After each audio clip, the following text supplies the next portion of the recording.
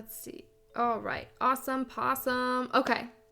Hey everyone, it's Danny. Today I'm going to give you my 5 top tips for having awesome thumbnails that get people to click on them. And take it from me because my thumbnails used to be horrible. So take my advice, and now my thumbnails are really beautiful.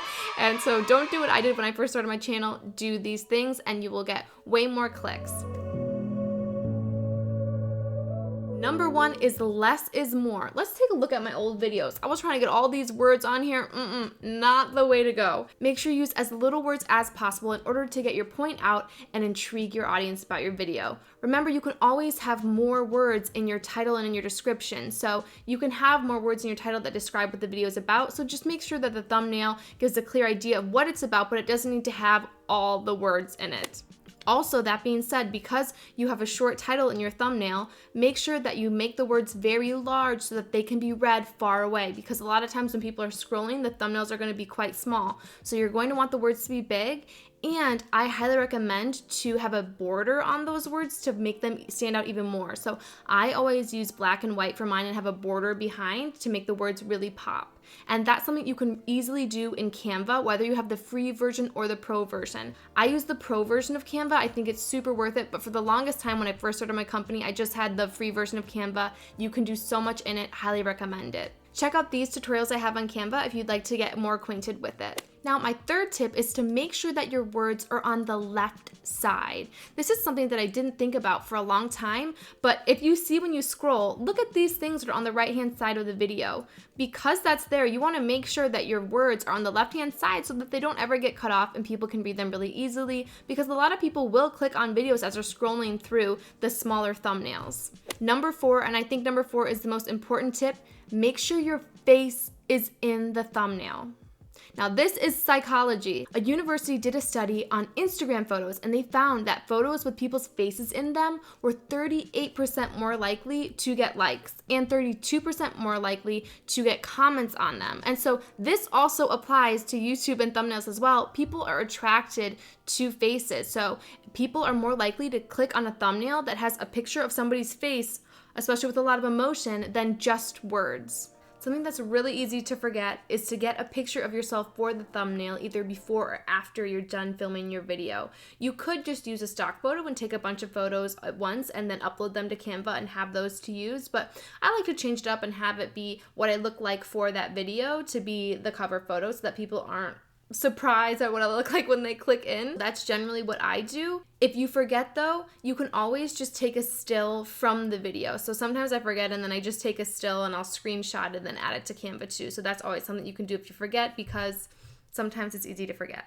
Also, beyond that, this goes along with my 5th point, and that is to have a universal theme. If you have your face in all of your thumbnails, people are going to be able to easily identify your videos, and you want that because you want people to stay on your page. You want to gain people's trust and you want to be easily recognizable. So having your picture is a great way. Also, going along with number 5, having a universal theme, I highly recommend sticking with the same font in all of your thumbnails. You want it to be really, really easy for people to recognize, oh, that's Hey Danny J.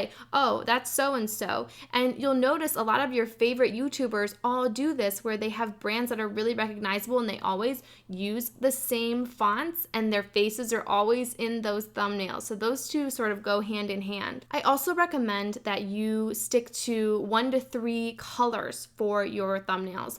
I don't think it's necessary to have the same color for all of your thumbnails, but some people really enjoy doing that. I like having a few colors, so I have 3 main colors that I use for mine, but I make sure that my face is always in my thumbnail and that I'm always using the same font. If you want to know what font I use the font Oswald. I think it's really nice and it's just bold and stands out. I always capitalize my lettering as well, and I think that that just helps it to really stand out and make it easy to read as well. Okay, so let's recap so you can go through these things when making a thumbnail and check these all off to make sure you're doing it. Less is more. Don't have a ton of words.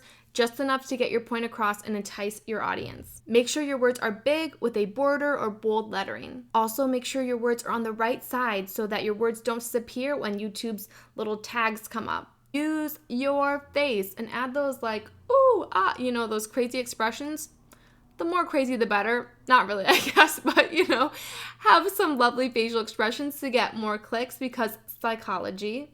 And number 5, have a universal theme so that people can easily decipher what videos are yours and can easily tell your brand apart from others. Be sure to like and subscribe because my next video is going to be my 5 tips on starting a YouTube channel. So if you are new to this and you are creating a YouTube channel, be sure to stay tuned for that because I'm going to give you all of the things that I wish that I would have known when first starting my channel that have been really helpful for me and I know will be really helpful for you. Oh, also be sure to check out my TikTok. I have been having so much fun on TikTok lately. If you were not on TikTok, well, I would say to get it, but also know that it's so addictive, so you might have to delete it off your phone. I delete it off my phone literally every day in the middle of the afternoon, or I just end up going back on it.